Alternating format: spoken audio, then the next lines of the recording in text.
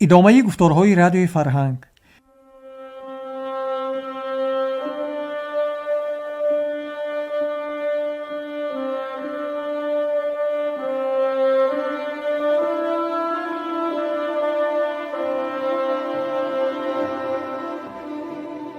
شنوندگان عزیز، حالا از سلسله خوانش بدیعی داستان استاد صدرالدین عینی داخونده را شنوید.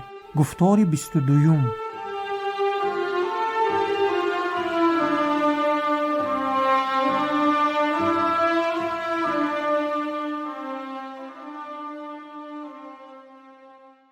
камарчаҳои намати пушти аробаро кушода, бачагонро ҳам ба пиши занон савор карданд. аробакаш: ана гап индия, ғараз аз тушбира гӯш хӯрдан аст гуфтаанд. як кор карда борро ба ситорамахоса бурда фурорем шудагиш, коре шавад ки бор ба манзил расад. ҳа бадбахти кале, маро борфурор гуфтидия? миршаб шӯхӣ кард. خدا نکند. аробакаш گفت از جانب شما من غلامتان خدمت میکنم. دروازه کلان گشاده شد. میرشب با شاگرد پیشگان سوار خودش که به دم تختپول ایستاده بودند تا دروازه امام مردم را از راه دور کنید، شمها را کشید و راه را قطعان کنید گفته فرمان داد.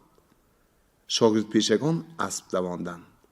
طبل قطارک هم گم گم گم گم گم گم گم گم گم گم تینگ گم گم تینگ تینگ تینگ گم گم کرده به راه درآمد. از دنبال وی میرشب و از پس میرشب عرابه ارده عالی روان شد. فصل 8. بیم و امید. بعد از رفتن عرابه ارده و بسته شدن دروازه ارگ، یسالباشی قشبیگی و توپچی باشی با هم گبزنان از دالان به بالا نگاه کرده روان شدند. مگر در آستر کشیدن گفتگوزار خودهاشان را پی بردند که در روبروی ریکخانه به صوفچه نشسته صحبت را دوام کناندند. آخر این کار چی میشه باشد؟ گفته توپچی باشی به سخن خود دوام کرد.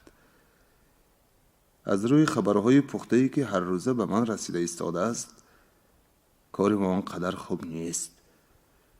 اول آنکه چشم سربازها بیجا. در این چند ماه آخری خیلی سربازها با یراق خود گریخته به تاشکند و سمرقند رفتند و بالشوای شدند. آنها خط و خبرهای پنهانی کرده دیگر سربازها را هم از راه برآورده ایستادند. چشم مردم هم به ما آنقدر آشنا نمی نماید. دهقانان باشند در این 2 سال آخری باز زیادتر به تنگی افتادند. در این حال اگر جدیدان و بولشویکان با بولشویکان روس یک شده هجوم کنند، به ما آنقدر خوب نمی شود. از دست این چند نفر باید تنپرور و ملاهای هیزلک چی می آید می گویید؟ این گپ را به شما دیلم پر شده شما را یک مرد کهنسال تجربه دیده و مانند پدر خودم دانسته گفته ایستادم. نباشد این گپ‌های به کس گفتنی نی. مبادا دلشان سیاه نشود گفته هیچ کدام این واقعه ها را به حضرتم هم ننوشتم. نمیدانم آخر چی می شود. چی می شود می گویید؟ یا سوال باشی می گوید حضرت بهاءالدین یار و پیرها مددگار باشند و بخارا هیچ آفتی نی. دیروز داملا قطب‌الدین مناقب حضرت بهاءالدین را به میر قشبیک خوانده دادند. آن کس در کتاب خود نوشتند که اگر از قول من یک خشت واقع باشد، یک کف خاک قلعه بخارا بیجا نمی شود. یسالباشی به گپ خود دوام کرد. شما گمان نکنید که جناب عالی یا دیگر کلانان از احوال بیخبر هستند. احوال هر روزه را شما ننویسید هم به حضرتم چون آفتاب معلوم است. دلی پادشاهان نظرگاه حق گفتند. دیگر اینکه احوال تاشکند و سمرقند را میر بابا و دیگر واقع نویسان نوشته ایستادند. احوال شهر و صحرا هم از رأی جهنمای جناب عالی پوشیده نیست. به رفت کار نگاه کرده حاضری هم دیده ایستادند. از دسته شیربچه ها که همه دزدان کارنامه نشان داده می باشند بسیار امیدها کردن ممکن است. خصوصا دسته افغانان کسانی بسیار آزموده و جنگیدند. هر کدام آنها به 100 نفر بلشویک موژیک جواب گفته می توانند. بر بالای این دعاخانان به دعاخانی، شیخان به دعاگویی مشغولند. چنانچه چند روز شد که شان قاضی کلان به جناب عالی عرض کردند. از روی روایت های صحیح معلوم می شود که به سر برداشته گشتن کتاب صحیح بخاری برای دفع دشمن مجرب است. بنابراین من چند دانه کتاب صحیح بخاری یافته چند نفر ملایان پرهیزگار را تیار نمودم. اگر رخصت عالی شود هر کدام اینها یک دانه کتاب صحیح بخاری را به سر خود برداشته به دور شهر و گرداگرد چهارباغ ستاره مخاصه می گردند. انشاءالله به دولت عالی هیچ آسیبی نمی رسد. جناب عالی هم رخصت دادند. حالا چند شب است که ملایان به همین کار مشغولند. بعد از همین قدر سعی و کوشش باز به دل وهم و هراس را راه دادن از سستی ایمان می آید. شما توپچی باشی این طور شکاک نشوید. کاری کلان دیگری که در این میان شد به مسکو ایلچی فرستادن جناب عالی است. یکی از ایلچیان نوروزی زور است که با وجود بی سوادی 100 کسی دانا را به لب دریا تشنه برده تشنه بیارد. البته این از مسکو خشک نمی گردد. همه ای کارها را جدیدان و بلشویکان از دین برگشته بخاری با موژیک عروسان تاشکند و سمرقند یک شده کرده ایستادند. در مسکو جناب عالی را بسیار رعایت می کنند و نمی خواهم با یک پادشاهی که جانشین تیمور است به گپ یک چند نفر جدید و بلشویکی سر از کجا پای از کجا در آمده بد شوند. بعد از رفتن یسوال باشی و توپچی باشی میرگنان خوابیدند. یادگار هم تا این وقت به ترقیش دری آبخانه گوش نهاده همه گفتگوزارها را شنیده ایستاده بود.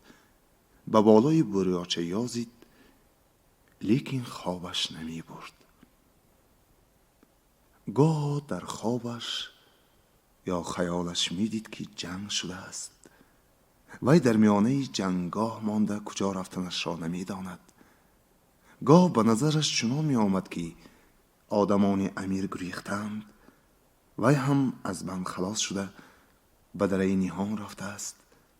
به لب سنگلا نشسته شرشری آبی از کوفر آمده ایستاده را گوش می کند و به طرف کلبه گلنار چشم می اندازد.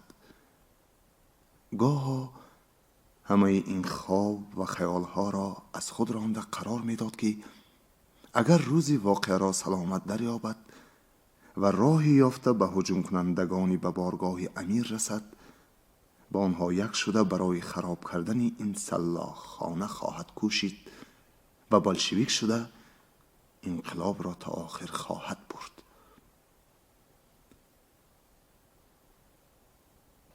فصل 9 روزهای واپسین. یک صدای گنبور گنبوری بسیار بدهیبتی یادگار را از خوابش بیدار کرد و یا از خیالش باز آورد. این گونه صدای پردهشت را پیش از این نشنیده بود. این صدا با آواز توپ امیر که هر روز سربازانش در وقت مشق می پراندند از یک جهت مانندی داشته باشد هم، لیکن از جهت هیبت، دهشت و هولانگیزی از وی چند درجه بلند بود. هرگاه این صدا می برآمد در و دیوار آبخانه به لرزش می درآمد. یادگار گمان می کرد که همین زمان ارگ با قبه و بارگاه خود به زمین فرو خواهد رفت. باشندگان ارگ بی آنکه چیکار کردنشان معلوم باشد به این طرف و آن طرف می دویدند و کف بر کف شده حسرت می خوردند. روز شد. صدای گنبور گنبور شدت کردن گرفت. این پگاه در ریگستان مشق سرباز نشد، لیکن نوکران و غذا طلبان دسته دسته آمده خود را به در ارگ یک نشان داده گذشته می رفتند. ساعت به ساعت غریو اهل شهر زیاد می شد. گاه از تیر توپی که به ارگ افتاده می کفید، اطراف را طوفان دود و خاک فرا می گرفت. هنوز این دود و خاک برطرف نشده، باز تیر دیگری می افتاد و می کفید.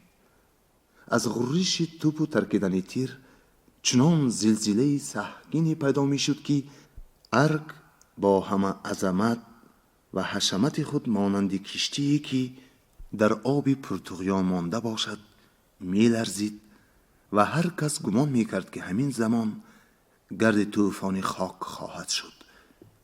تیریزه ها می شکست، پردیواری ها می غلطید، نقش های مقرنسی خانه های کفز فرومان می پرید، کنگوره های دیوار قلعه ارگ باجه و خانه های برج هایش می ریخت. طوفان خاک و گربات های دودآلود از دیگر گوشه های شهر هم نمایان شدن گرفتند. یک وقت در هوا مرغانی که یادگار مثل اینها را از این پیش هرگز ندیده بود به پرواز آمدند. وقتی که یادگار اینها را از سوراخ آبخانه دید، همه حادثه های دهشت‌انگیز را که اولی پگاه دیده ایستاده بود فراموش کرده چشمان خود را از آنها نمی کند. یادگار اول اینها را مرغ گمان کرد. وقتی که یکی از اینها مانند کبوتر معلق زنان و بازیکنان آمده به نظرگاه یادگار نزدیک شد، دید که این پرنده از جهت بال به مرغ مانند باشد هم از جهت دم به ماهی مانندی داشته است. لیکن از جهت جثه از مرغان و ماهیانی که یادگار پیش از این دیده بود خیلی کلانی داشت. اما صدای غرشی این مرغ ماهی مانند را یادگار نه از مرغ و نه از ماهی نشنیده بود. یادگار به این غرشی پرخروش تنها یک مثال یافت. این غرشی شرشره دره نهان بود که امشب در خواب و خیالش وی را شنیده بود. یک وقت شهپرهای این پرنده کنده به زمین ریختند. یادگار افسوس می‌خورد که همین زمان این مرغ خوشپرواز بی بال و پر مانده به زمین خواهد افتاد. لیکن وقتی که این شهپرها به زمین نزدیک شدند معلوم شد که اینها شهپر نبوده، ورقه های کاغذ بودند. یکی از میرگنان دروازه که پیشی گلدسته تخت پل ایستاده این کاغذ باران را تماشا می کرد، یکی از آنها را به دست درآورده به بالای ارگ نگاه کرده دوید. در دالان دروازه ارگ یسولباشی خوشبیگی از پیش برآمده کاغذ را به دست میرگن دیده. این چیست؟ گفته پرسید. کاغذ؟ میرگن جواب داد. دیده ایستادم که کاغذ است. کاغذ چی گفته میپرسم؟ از تو کلورم؟ گفته یسولباشی میرگن را کاهش داد. ندانم، از ایروپلان افتاد. یسولباشی سراسیمه‌وار کاغذ را از دست میرگن در ربود و رو پس کار خود گفته میرگن را به دروازه گرداند و خود به سر زینه آبخانه نشسته به خواندن کاغذ سر کرد. ای مینت کشان بخارا، ای دهقانان بخارا، روزی آزادی، روزی خوشبختی، روزی سعادت و روزی فیروزی شما رسید. شما انقریب از ظلمی که صدها سال باز می کشیدید خلاص خواهید شد. به نزدیکی به دسترنج خود، به ناموس خود، به طالع و تقدیر خود صاحب خواهید شد. ما با یارمندی مینتکشان روسیه و اسکران سرخ کارگر و دهقان برای یاری دادن به شما و خلاص کردن شما از چنگال امیر و طرفدارانش میان بسته به مقابل حکومت امیر به میدان در آمدیم.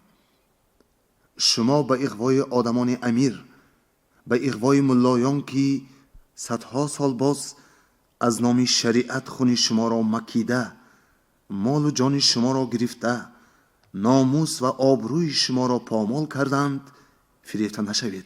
به هیچ گونه ترس و بیم خود را به آغوش اسکران سرخ اندازید که اینها برادران مهربان شما اند.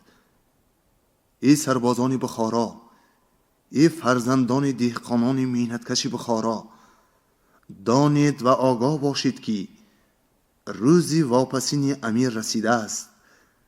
قصرش ویران، ارکش به زمین یکسان، بخت و رختش سرنگون، تاج و تختش پرخون خواهد شد. شما به طرف عسکران سرخ که یاری دهندگان ما هستند تیر ناندازید که اینها برادران مهربان و ایمان نیز آرامشی نامشی سربازی امیر است خلاص کنند. شما به هیچ گونه اندیشه به طرف برادران خود گذرید. زنده باد محنتکشان بخارا، زنده باد فرقه بلشویکی، زنده باد حکومت شورایی. نیست باد امیر و حکومت امیری. یسوعالباشی پس از خوانده به پایان رسانیدن کاغذ خود به خود: من گفتم چرا این سربازان کرنمک به جنگ نمی روند؟ چرا آدمانی دربار امیر را تاراج می کنند؟ گفته افسوس می خورد. یسوعالباشی کاغذ را پیچانده به بغل خود انداخت و از جایش خیست.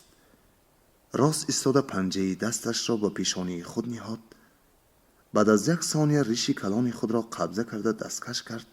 پس از آن دست خود را به تگ منه خود برده، ریشش را به بالا گردانده به دهان خود انداخته گزیده ایستاد. با همین حال روی خود را به طرف دروازه ارک گردانده 2 قدم پایان تر رفت. باز از رهش گشت و خواست بالا برآید. هنوز 3 قدم نمانده بود که توپچیباشی از حولیچه خود برآمد. یسوعالباشی چنان بی خود بود که تا به خودش نزدیک رسیده سلام دادن توپچیباشی از آمدن وی بیخبر مانده بود. با شنیدن آواز سلام توپچیباشی مانند کسی که از خوابی سختش به ناگاه بیدارش کرده باشند به خود لرزیده به وی چشم انداخت بیان که جواب سلامی او را گرداند. بخیر است؟ چی گپ؟ گفته پرسید. کارها انقدر خوب نیست. توپچیباشی گفت: الهی دروغ باشد. نظر به خبری که به من رسیدند در کولی تاشبقعه سربازان دسته ترک امیدی ما بیشتر به آنها بود. بایهای غزا طلب را برهنه کرده پوشاکهایشان و اسب و یراقهایشان را گرفتند. سرکرده بایان یوسف بای، قرشی بیگ و حاجی علیم بای سر و تن برهنه پیاده به طرف شهر گریخته آمده ایستاده بودند که در راه ایشان قاضی کلام به آنها واخورده به هر کدامشان یک دانگی یک تک پوشانده به شهر فرستادند. در جارب بندی 1 چند نفر سرباز به خود ایشان قاضی کلام و رئیس کلام هم ملتیق خالی کردند. هرچی تیر خطا خورده است و اینها زود گریخته آمده خود را به درون شهر گرفتند.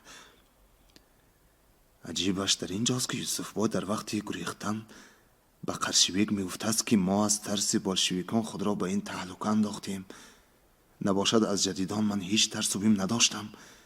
هنوز هم من امیدوارم که اگر جناب عالی شکست خورند کار به دست جدیدان افتد، در آن وقت باز ما به یگان منصب رسیده آسوده زندگانی خواهیم کرد. از این گفته های یوسف بای معلوم می شود که بایهای ما به بلشویکان مقابل باشند هم به جدیدان آنقدر دشمنی نداشتند، حتی از آنها امیدی منصب و دولت هم داشتند. یسوعالباشی: نه. توپچیباشی: نه نگویید. یک واقعه نویسی بسیار پخته‌ای که من را به درون دسته بایها مانده بودم حاضر همین خبر را به من رسانده رفت. هرچی باشد این خبرهای خنک را آوازه کرده نگردید، گفت یسوعالباشی و خود به طرف بالای ارگ نگاه کرده رفت. که مضمون کاغذ و گفتگوزار یسوعالباشی و توپچیباشی را از ترقشی در آبخانه شنیده ایستاده بود، یقین کرد که امروزها روزهای واپسین امیر و آدمان اوست. فصل 10: انقلاب و آزادی. کار خراب. از دروازه شیخ جلال دهقانان دهه گلابیان با بولشویکان و جدیدان همراه شده پخش کرده به شهر در آمدند. از دست چند نفر دهقان چی می آید میگویی؟ آن دروازه را میرشب سرشته کرده ایستاده است. وی را حکمتی بوز میگویند که با یک جنبانیدن شاهوریج خود 100 دهقان را به اسفل سافلین میفرستاند. حالا تو تمام از دنیا بیخبر بودی. اول کسی که جفتک را مضاعف کرد حکمتی بوز بود. چی؟ مگر حکمتی بوز دروازه را پرتفته گریخته است؟ کاش که گریخته میتوانست، شاید باز به یگان جای کار می آمد. به اون دنیا نگاه کرده جفتک را مضاعف کرده است، یعنی کشته شده است. چینا؟ وقتی که دهقانان هجوم کرده آمدند، میرشب گمان کرده است که اینها همان دهقانانند که یک نفر شبگر 100 نفرشان را با یک سیبند پیش انداخته به زندان میبرد. این چی بیادابی است که اینها امروز به جناب عالی تیغ میکشند و به جایی که من ایستادم هجوم میکنند. به همین خیال میرشب خواسته است آنها را دشنام‌های بی‌معنی دهد. هنوز دشنام از دهانش تمام نبرآمده یک تیر پران به حلقش میرود و جا به جا میافتد. وقتی که میرگنان دروازه به همین طریقه از رفت جنگ گفتگوزار میکردند، صدای آوردند آوردند بلند شد. همه چشمها به طرف آمدی صدا گردید. از طرف بازار کاه به ریگستان 4 نفر دهقانان را دست و گردن بسته می آوردند. آدمهای میرشب با سیبندهای خود به سر آنها می زدند. دهقانان دست بسته را به همین حال آورده بر روی دروازه ارگ به پایان تخت پل نگاه داشتند. 5 دقیقه از میان نگذشته سالباشی خوشبیگی دوان دوان از ارگ فرآمد و تا رسیدنی به پیش بندیان دلش طاقت نکرده. این یاغی های کرنمک را به بازار ریسمان برده تصدقات سری عالی کنید گفته فرمان داد. 2 نفر جلاد با آدمان میرشب همراه شده دهقانان بندی را پس گرداندند و 50 قدم دورتر از دروازه ارگ به جایی که یسول باشی دیده می ایستاد به زمین خوابانده گوسفندوار سرهایشان را بریدند. آدمان میرشب پس از ادای خدمت، یعنی تمام کردن کار دهقانان، به دروازه ارگ آمده در روبروی یسول باشی تعظیم کرده ایستادند. کشندگان میرشب همین مرتدها بودند گفته یسول باشی پرسید. یکی از آدمان میرشب جواب داد نه تقصیر. دهقانان گلابیان با اسکران بولشویک یک بار هجوم کرده آمدند و در آن هجوم میرشب به تیر پرید. آنها بازگشته به طرف گلابیان رفتند. بعد از خاطر جمعی روی دادن ما از دروازه بیرون برآمده تکدگ قلعه تا دروازه قراکل آمدیم. در نزدیکی دروازه قراکل این 4 نفر دهقان به دست افتادند که گرفته آوردیم. بسیار خوب کردید. اگر اینها هم یراق و فرصت میافتند به شهر هجوم میکردند. دشمن سربریده بی گفت یسول باشی. روزی دوشنبه، سه‌شنبه و چهارشنبه 31 آگوست و 1 سپتامبر سال 1920 شهر تمام زیر و زبر شد. از هر گوشه شهر از میان گردباد و دودخا شعله‌های آتش زبانه زده نمایان می‌گردید. اهل شهر گروه گروه به طرف دروازه امام و اغلان می‌رفتند. روزی خوشبیگی به دروازه ارگ فرآمده اسب طلب کرد و به توپچی باشی سفارش کرده گفت که شما دروازه را خوب نگاه بین کنید. خودی من به غذا نروم نمیشدگی برین. و خود اسب را سوار شده به طرف دروازه امام نگاه کرده راند. توپچی باشی اوی یسول باشی جنگ به این طرف است گفته طرف راه دروازه قوالا را نشان داد. یسول باشی به آنکه اسب خود را نگاه دارد روی خود را به توپچی باشی گردانده سر خود را بالای پایین جنبانیده میدانم و به راهی پیش گرفته خود نگاه کرده به در رفت. روز چهارشنبه بعد از پیشین همه باشنده و دارندگان ارگ. امیر گریخته است. امیر گریخته است. اکنون ما اینجا چی کار میکنیم؟ زودتر خود را به کناره‌ای کشیدنمان بهتر است. گویان دو دو، چار چار از ارگ فرآمده رفتن گرفتند. روزی پنجشنبه 2 سپتامبر از دالان دروازه ارگ صدای پای رونده و آینده شنیده نمی شد. لیکن از بازارهای اطراف ریگستان، از گذرهای دور ارگ، از حوله پایان ارگ اداره مالی حکومت امیر در آنجا بود، از هر گوشه درون ارگ و خصوصاً از تختگاه به حرمسرای خود امیر شعله آتش علنگه می‌زد.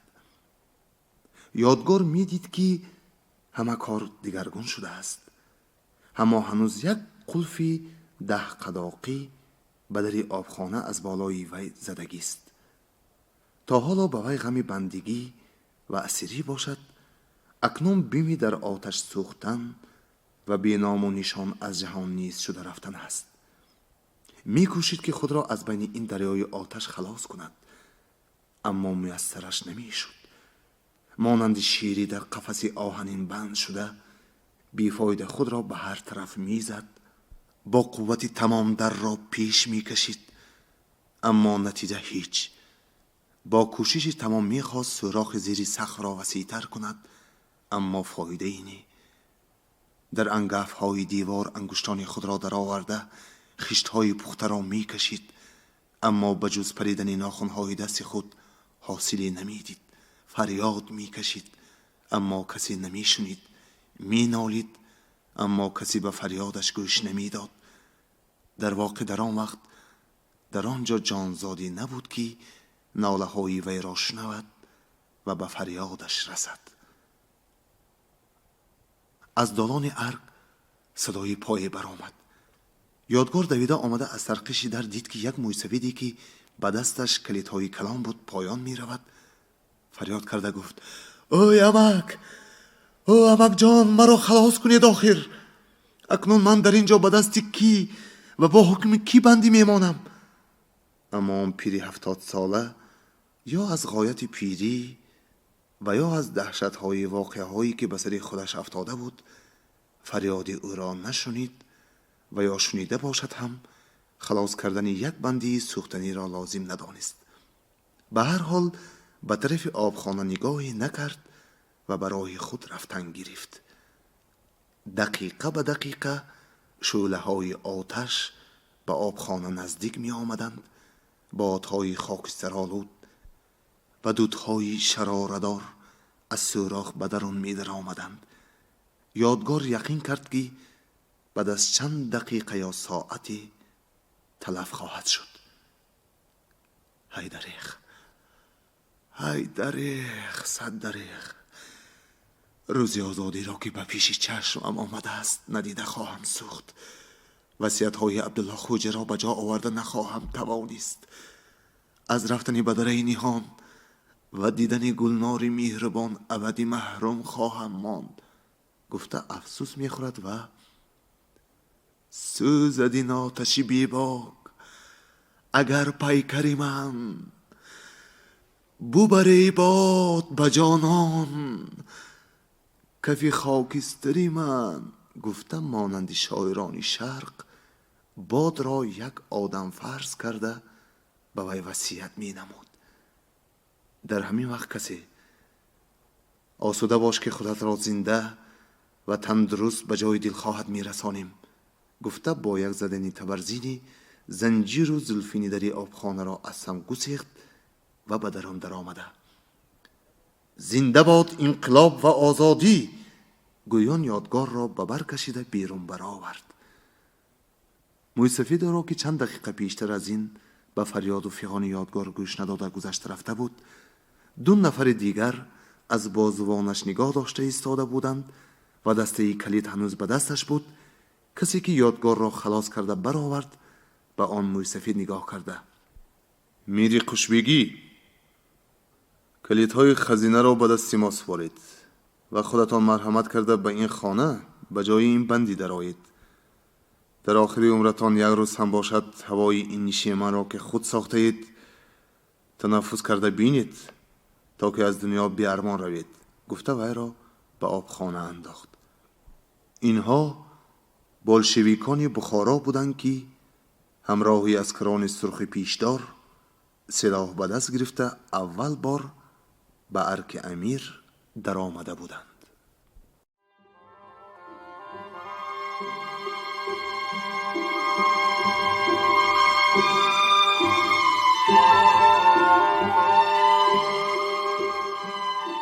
شما گفتار 22 را از سلسله خوانش بدیعی از داستان استاد صدرالدین عینی داخوانده شنیدید. راوی حبیب الله عبدالرزاقov.